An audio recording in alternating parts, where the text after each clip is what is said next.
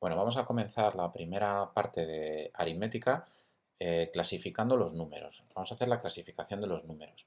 Em, Clasificar los números es una necesidad que han tenido los matemáticos y nosotros también, de un poco separar los distintos tipos de números que nos encontramos. Los números más básicos que conocéis, que ya venís conociendo desde primaria, son con los que siempre operamos y se llaman los naturales, ¿vale? Que son los que podéis ver aquí en la pantalla. Vamos a representar todos los números en una recta para que tengamos claro dónde están colocados. Los números naturales se llaman así porque surgen naturalmente al contar.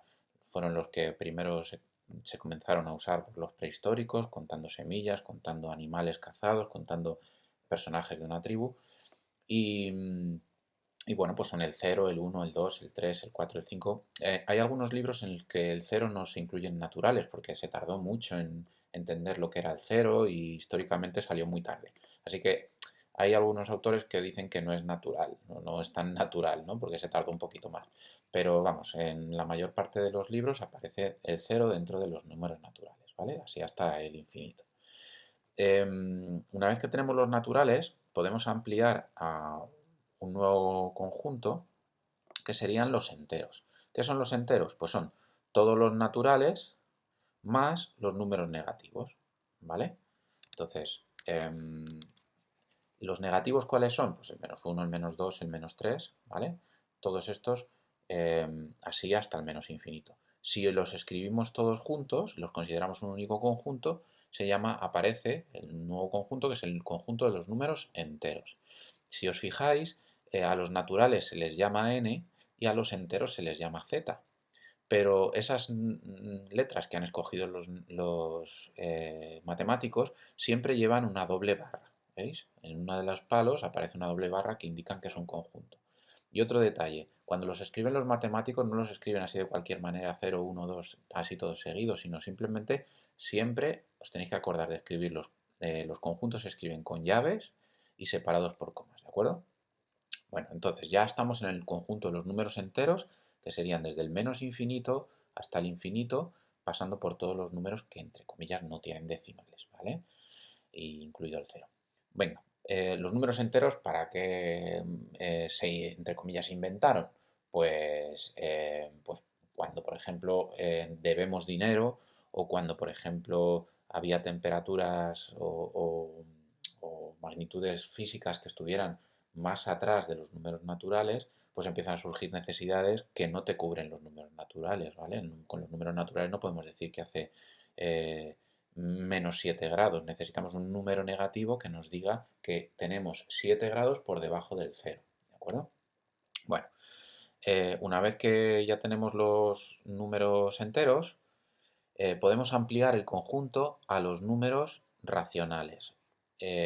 ¿Cuáles son los números racionales? Pues son todos los enteros que conocíamos junto con unos que se llaman fraccionarios. ¿Cuáles son los fraccionarios? Pues los que se escriben en forma de fracción, que es la fracción en general se definen como las partes de la unidad, aunque hay veces que son más partes de una unidad. Ahora lo vamos a ver, ¿vale?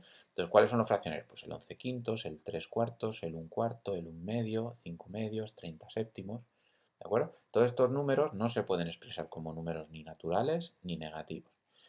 ¿Dónde están colocados? Pues vamos a empezar si queréis por el 1 medio. Pues el 1 medio, como es, ya sabéis que las fracciones es el numerador, la parte de arriba, indica cuántas partes cogemos después de haber hecho una división que la indica el número de abajo que se llama denominador. Es decir, la unidad, esa está aquí, la dividimos en dos partes, es decir, la parto a la mitad y cojo una. Es decir, cuento desde el 0, cuento una, ahí estaría el 1 medio, ¿no? Si os acordáis de primaria, un medio es lo mismo, la mitad es lo mismo que 0,5, luego se coloca donde el 0,5. ¿Qué ocurre con el 1 cuarto? Pues es lo mismo, habría que dividir en cuatro partes la unidad, 1, 2, 3 y 4, y cojo una, ¿vale? Por eso el 1 cuarto está ahí, ¿de acuerdo? Vamos a borrar lo que he escrito, eso es. Los demás igual, 5 cuartos, pues sería, si yo tengo que esto es un cuarto, pues habría que coger 5 en vez de una.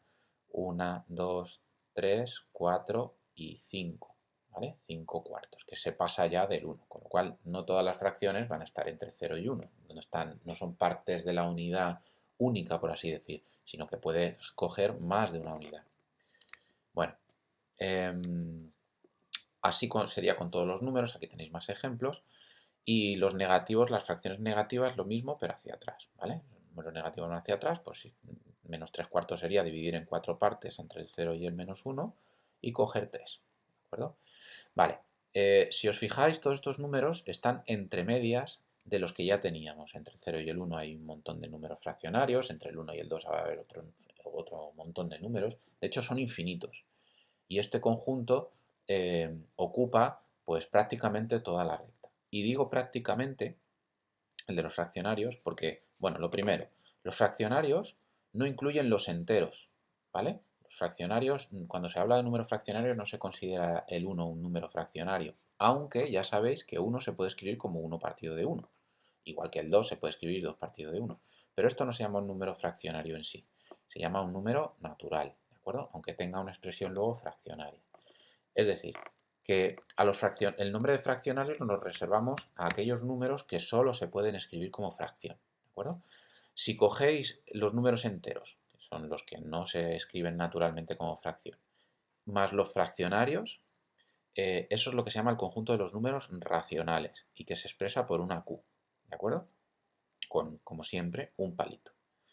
Bueno, y ya solo nos queda una ampliación más de las que nos interesan, que es los números, ampliar a todos los números que existen. Porque antes, os acordáis, os he dicho que con los fraccionarios y los enteros se rellenaba casi toda la recta, pero todavía hay unos números sueltos que quedan entre medias de los fraccionarios y que se llaman los irracionales. Y son unos números así un poco extraños y que tienen unas propiedades fantásticas, que son, por ejemplo, pi, raíz de 5, raíz de 2, todas las raíces no exactas y luego unos números que aparecen en la naturaleza, como el número pi, que a lo mejor habéis oído hablar de él, que vale 3,14, 15,9, y que tiene infinitos decimales que nunca se repiten, ¿de acuerdo?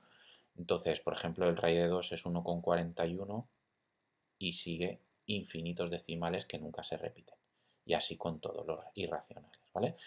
Tienen muchísima utilidad porque, como os digo, salen muchas cosas de la naturaleza, muchos cálculos, y bueno, los descubrieron ya desde los griegos y para ellos era todo un reto entender cómo un número podía tener infinitos decimales y, y no poderse expresar como forma de fracción. Y son unos números pues muy singulares. De ahí viene un poco el número de irracionales, ¿vale? Se representan con una i. Y una vez que ya tengo esto, ya tendría, digamos, el conjunto de todos los números que podemos manejar en matemáticas a nuestro nivel, que se llaman los números reales, ¿de acuerdo? Esos son los números que realmente nos interesan y se representan por una R. Todavía quedan unos números que se llaman, así como de una manera un poco misteriosa, que se llaman números imaginarios, que sirven para cosas muy avanzadas y se estudian en algunos cursos de bachillerato, y tienen, bueno, vienen a cubrir algunos aspectos que con los normales no se cubren, ¿vale? Os pongo un ejemplo de número irracional, o perdón, imaginario, que sería una cosa aquí, sí, 3 más 4i, donde i es la raíz de -1, que no existe, por eso se llama imaginario, ¿vale? Es un concepto así un poco extraño, pero sirven para un montón de cosas de física. Con ellos se calculan cosas de física cuántica que luego influyen en el cálculo, por ejemplo, de los teléfonos móviles que lleváis en el bolsillo, ¿de acuerdo? Bueno, nos quedamos entonces nosotros con el esquema de los números reales, que es el que nos interesa y el que tenemos que aprender. De los números irracionales os hablaré más detalladamente en clase, pues, sobre todo el número pi. Y bueno, veremos, os voy a enseñar el primer número millón de cifras decimales que tiene pi, algunas cosas curiosas como que contiene todos los números que existen, el número de la lotería que va a caer mañana, lo que no sabemos es a qué altura de todos los decimales, ¿vale? Eso ya os lo cuento en clase más tranquilamente. Venga, vamos a por el siguiente vídeo entonces.